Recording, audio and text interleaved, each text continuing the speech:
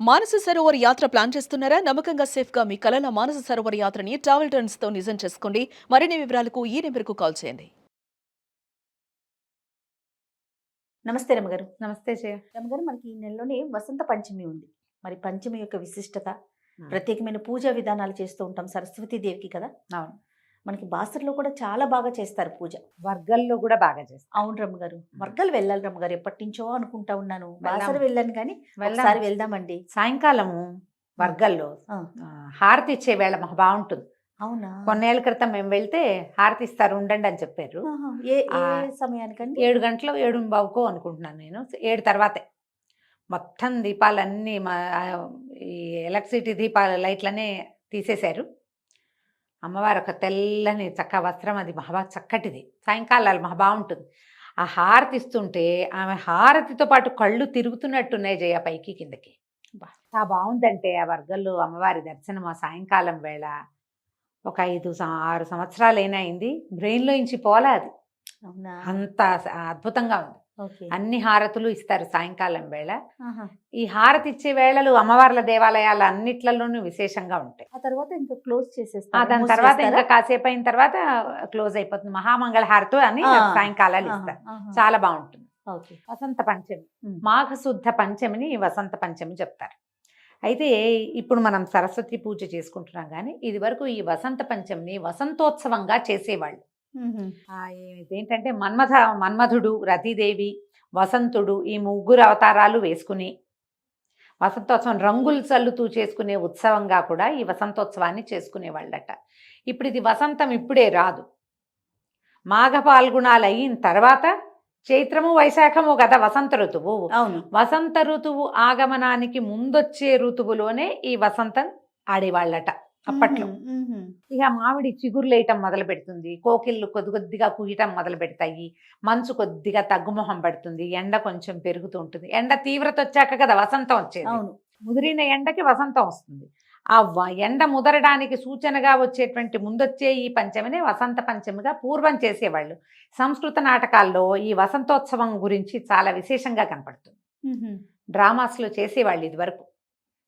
మన పాత సినిమాలలో కూడా ఈ వసంతోత్సవపు హడావిడ్లు 1, 2 కనపడేవి. ఏం చేస్తారు అమ్మగారు? వసంతోత్సవం అంటే రంగులు బుక్కాలు చల్లుకోవటం, ఆహా. తర్వాత అందరూ కలిసి నాట్యాలు ఆడటం, చెరుగడలు అవి పట్టుకుని ఊరేగటం, ఒకటి మన్మధుడు ఒకరు రతీదేవి వేషం వేసుకోవటం, అందరూ కలిసి అంటే ప్రజలంతా కలిసి సంతోషంగా గడిపే సమయం అన్నమాట ఈ వసంతోత్సవం. దీంతో పాటుగా ఈ రోజున సరస్వతీదేవి జన్మించిందని ఒక ప్రత్యేకమైన విషయం చెప్తారు. సరస్వతీదేవి అంటే శుద్ధ సత్వస్వరూపిణి, ఏమనాలి, సాత్విక రూపం, తెల్లని వస్త్రము, తెల్లని పువ్వు మీద కూర్చుంటుంది, అహింసా స్వరూపిణి, ఏమీ ఆయుధాలు లేవు ఆవిడికి, ఒక వీణ పట్టుకుంటుంది. ఆ వీణ ఆయుధం కాదు కదా, సాధనము. తర్వాత ఏమో పుస్తకము, అక్షమాల, వీణ వాయించుకుంటూ ఉంటుంది. మామూలుగా మనకు అమ్మవార్ల స్వరూపాలు ఎట్లా కనపడతాయి జయ? సాధారణంగా చతుర్భుజిగా ఉన్న అమ్మవారైతే 1, 2 ఆయుధాలు ఉంటాయి. పాశాంకుశాలైనా ధరించి ఉంటుందమ్మ కనీసం. ఈ సరస్వతికి పాశము లేదు, అంకుశము లేదు. ఆమె పుస్తకము, అక్షమాల అంటే చదువుకో, జపంచి అంటే ధ్యానము, జ్ఞానము 2 లక్షణాలని తెలియజేస్తుంది. రెండోది పారవస్యం, అలౌకికమైనది, సంగీతం, సంగీత సాధనం కదా వీణ. ఈ సంగీతము, జ్ఞానము, ధ్యానము, ఈ 3 విషయాలని శుద్ధ సాత్విక స్వరూపంగా కనబడేటువంటి సరస్వతీదేవి మనకు తెలియజేస్తుంది. ఆమెని ఈ రోజును పూజిస్తారు. ఈ సరస్వతి పూజ అనగానే విశేషంగా పుస్తక పూజ. ఇది వరకు సరస్వతి అంటే ఏముండేది, మనకి తాళపత్ర గ్రంథాలు ఉండేవి. మనకి ప్రింట్ వచ్చేసిన తర్వాత చక్కగా కోసి పూజ చేసుకోవటం, పుస్తకాలను పూజించుకోవటం, పుస్తకం మీద ఏదో ఓంకారం రాసుకోవటం, ఓ స్వస్తికి రాసుకోవటం. జ్ఞానస్వరూపిణైన అమ్మని ఈ ప్రింట్ పుస్తకంలో, ఈ పుస్తకంలో ఉన్న విద్య మన మస్తకంలో కూడా రావాలని కోరుకుని దండం పెట్టుకోవటం. పిల్లలకి అక్షరాభ్యాసాలు చేస్తారు వసంత పంచమి నాడు. ఆల్రెడీ అక్షరాభ్యాసం అయిపోయిన పిల్లలకు కూడా మళ్ళీ అక్షరాభ్యాసం చేయించవచ్చు. పెద్దవాళ్ళ మనం కూడా ఓ అక్షరం రాసుకోవచ్చు, మంచి పని చేయొచ్చు. ఏదైనా లలిత కళలు మొదలు పెట్టదలుచుకున్న వాళ్ళు ఈ రోజున మొదలు పెట్టచ్చు. సాధారణంగా ఏం చెప్తారంటే, మామూలుగా మనం ఏదైనా పని మొదలు పెట్టాలంటే మన నక్షత్రాన్ని బట్టి, తారాబలాన్ని బట్టి మనం ముహూర్తం పెట్టుకుంటాం. కానీ ఈ ప్రత్యేకమైన రోజుల్లో ఇక నీ నక్షత్రము నీ తారాబలము అవసరం లేదు.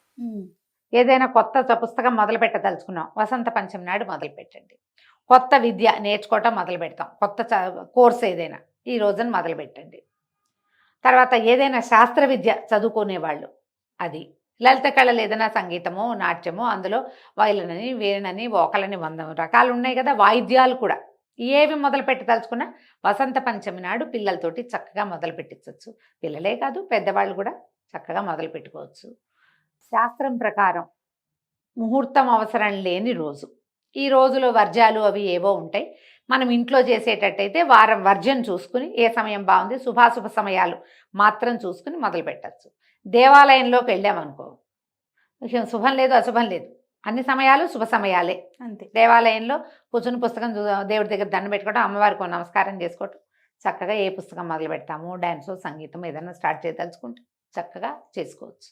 ఇళ్లల్లో పూజ చేసుకునేటప్పుడు సరస్వతీదేవికి తెల్లని పువ్వులతోటి పూజ చేసుకుంటే మంచిది. సరస్వతికి సంబంధించిన స్తోత్రాలునే సరస్వతి అష్టోత్తర శతనామావళి కనపడుతుంది. అష్టోత్తర శతనామావళి అంటే 108 నామాలతోటి తెల్లని పువ్వులతోటి అర్చన. ఆమెకి తెల్లని పొంగలి అంటే పంచదారతో చేసింది, పాలు పోసిన పాల పాయసం నివేదన చేసుకోవచ్చు, పెరుగన్నం నివేదన చేయొచ్చు. తెల్లని పళ్ళు అంటే ఏం చెప్తాం, జామ పళ్ళు తప్పిస్తే ఏమి ఉండవు. అయితే ఇది శ్యామలా నవరాత్రుల కాలం కాబట్టి జామ పళ్ళు కూడా నివేదన చేయొచ్చు, అది కూడా చాలా మంచిది చేయగలిగితే. ఎందుకంటే శ్యామలా నవరాత్రులు అవ్వటం వల్ల శ్యామల జ్ఞానస్వరూపిణి ఆవిడ, సంగీత శ్యామలగా చెప్తారు, సంగీతం వచ్చే సమయము. దాంతోపాటుగా మనకి అదనంగా ఈ వసంత పంచమి కూడా కలిసి వచ్చింది కాబట్టి సరస్వతి స్వరూపిణి అయిన అమ్మని కూడా ఈ జ్ఞానస్వరూపిణిగా ఆరాధిస్తే జ్ఞానం పెరుగుతుంది, తెలివితేటలు పెరుగుతాయి, చదువుకునే అవకాశాలు కొత్తవి వస్తాయి, చదివిన చదువుకి ఒక సార్థకత లభిస్తుంది. ఈ అవకాశాలన్నిటి కోసం అత్యుత్తమమైన రోజుల్లో ఇంకా అత్యుత్తమమైనదిగా చెప్పబడేటువంటి వసంత పంచమి నాడు సరస్వతి ఆరాధన విశేషంగా చేయదగింది. మా ఇంట్లో లేదు, ఇప్పుడు ఇదివరకు ఎప్పుడూ చేయలేదు, ఏమీ తప్పులేదు. ఇంట్లో లేకపోయినా పర్వాలా, మీరు ఇంతకుముందు చేసుకోకపోయినా పర్వాలేదు, ఇప్పుడు లక్షణంగా చేసుకోవచ్చు. పెద్ద హడావిడేం లేదు. అమ్మవారికి కొంచెం గంధం సమర్పించడం, 2 పువ్వులు సమర్పించడం, తర్వాత ఒక పండు, ఏదైనా నివేదన, ధూపము, దీపారాధన ఎలాగూ చేస్తారు, హారతి ఇవ్వండి, పెద్దవాళ్ళకి నమస్కారం చేసుకోండి, ఇది చాలు. ఇంత మాత్రం. మీకు కుదిరితే దగ్గరలో ఎక్కడైనా సరస్వతి అమ్మవారి ఆరాధన జరిగే దేవాలయాలు ఉంటే అక్కడికి వెళ్ళండి. మన శృంగేరి శారదా పీఠాలు ఉంటే మంచిది. ఇప్పుడు శంకర మఠాలు కనిపిస్తాయి, శంకర మఠంలో అన్ని చోట్ల శారదాంబికే పూజింపబడుతుంది. బోల్డ్ ఉన్నాయి, మనకి దగ్గర అయితే మోతీనగర్లో ఉంది శంకర మఠం, ఎలాగుంది నల్లకుంటలో, ఇంకా ఉన్నాయి 2-3 హైదరాబాద్లో. మీ ఊళ్ళల్లో శంకర మఠాలు ఉంటే శారదాంబని ఆరాధన జరుగుతుంది విశేషంగా. ఆమెకు వెళ్ళి నమస్కారం చేసుకుంటే సరిపోతుంది. ఇంట్లో సరస్వతీదేవి కాలు మీద కాలేసుకుని వీణ పుచ్చుకున్న ఫోటో ఉంటుంది, చక్కగా ఆ ఫోటో ఒకటి ఇప్పటిదాకా లేకపోతే కొని తెచ్చి పెట్టుకోండి ఇంట్లో. ఇట్లా సాత్విక స్వరూపిణిగా ఉన్న అమ్మని చూసి దండం పెడుతుంటే మన విద్య సాత్వికంగా ముందుకెళ్తుంది. నాకు వచ్చేసిందన్న గొప్ప రాదు. ప్రధానమైనది ఏంటంటే మనకి చదువు జ్ఞానము వీటి వల్ల వినయం రావాలి. అవును, సాధారణంగా వినయం రాదమ్మా. పూర్వం చెప్పేవాళ్ళు విద్యా దదాతి వినయం వినయాద్యాతి పాత్రత, పాత్రత్వాత్ ధనం ఆప్నోతి ధనాధర్మం తతసుఖం అని. సుఖం సంగతి పక్కకు పెడితే ముందు విద్యా విదదాతి వినయం అన్నారా. విద్య వల్ల వినయం వచ్చేది ఎక్కడ కనపడుతుంది, ఫస్ట్ మార్కు రాగానే మనవాడు ఎక్కుతాడు ఈ పైకి ఎక్కడికో, అక్కడి నుంచి దిగరు. దిగితే డిప్రెషన్ వస్తుంది కానీ బుద్ధి రాదు. అవును, డిప్రెషన్లు వస్తాయి అనవసరంగా. మనకు అది కాదు, ఎంత నేర్చుకున్నా ఇంకా నేర్చుకోవాలని, ఇంకా తెలుసుకోవాలని, ఇంకా ముందుకెళ్ళాలని. అంటే ఎప్పుడైతే మనం వెళ్ళాలనుకుంటామో మనం ఎక్కం కదా, నడుస్తాం. అవును, ముందుకెళ్ళాలంటే ఏమిటి, మెట్టెక్కి పైన కూర్చుంటే అక్కడే కదా కూర్చుంటాం. మనం కూర్చునటం కాదు, మన పాయింట్ ఏమిటి, ముందుకి నడవాలి. ఆ నడిచే విధానము మనకి ఒక శుద్ధమైన సాత్వికమైన స్వరూపాన్ని చూస్తేనే వస్తుంది. ఆవిడే సాక్షాత్తు సంగీత విద్య అయితే ఆమె ఎందుకు వీణ వాయించి కనపడాలి మనకి? సాక్షాత్తు సంగీతమే స్వరూపం అయినప్పుడు ఆవిడ వీణ వాయించుకుంటూ ఆనందిస్తోందని ఎందుకు చూపిస్తున్నాం మనం? నువ్వు సంగీత స్వరూపిణివే అయినా కూడా నువ్వు కూడా నిరంతర సాధన చేయాలని చెప్తుంది సరస్వతి రూపం. కరెక్ట్ అండి. అంతే కదా, జ్ఞానం ఉన్నవాడు నిరంతరం చదువుకోవాలి. ఏదైనా ఒక విషయం తెలిసినవాడు, ఒక విద్య వచ్చినవాడు నిరంతరము ఆ విద్యలో రమిస్తూ ఉంటేనే ఇలా సాత్వికమైన స్వరూపంగా ముందుకెళ్ళగలుగుతారు. ఆ ముందుకెళ్లే విధానాన్ని సరస్వతి స్వరూపమే ప్రోత్సహిస్తుంది. కాబట్టి చక్కగా ఒక చిన్న సరస్వతి ఫోటో ఒకటి పెట్టుకోండి ఇంట్లో. ఇప్పటిదాకా తేపోతే ఇప్పుడు తీసుకురండి. తప్పకుండా. రోజు కనపడేలాగా పెట్టుకోండి. పిల్లలకి దండం పెట్టడం అలవాటు చేయండి. సరస్వతి నమస్తుభ్యం ఉందండి మనకి చిన్న శ్లోకం. వరదే కామరూపిణి విద్యారంభం కరిష్యామి సిద్ధిర్భవతు మే సదా. అంతే. ఇంకా ఎన్నో ఉన్నాయి సరస్వతి శ్లోకాలు. మీకు కుదిరింది పిల్లలకి చక్కగా నేర్పించండి. అది రోజు ఒకసారి చెప్పేలా చేయండి. అవకాశం ఉంటే అది చేయొచ్చు, లేదా ఈ ఒకరోజు చెప్పించండి నోటికి. సింపుల్గా తేలికగా పూజ చేసుకోండి. పిల్లల్ని కాసేపు కూర్చోబెట్టి చదివించండి. పిల్లల పుస్తకాల మీద ఓంకారం రాయండి. వాళ్ళకి తెలుగు వస్తే లక్షణంగా వాళ్ళతోటి రాయించండి.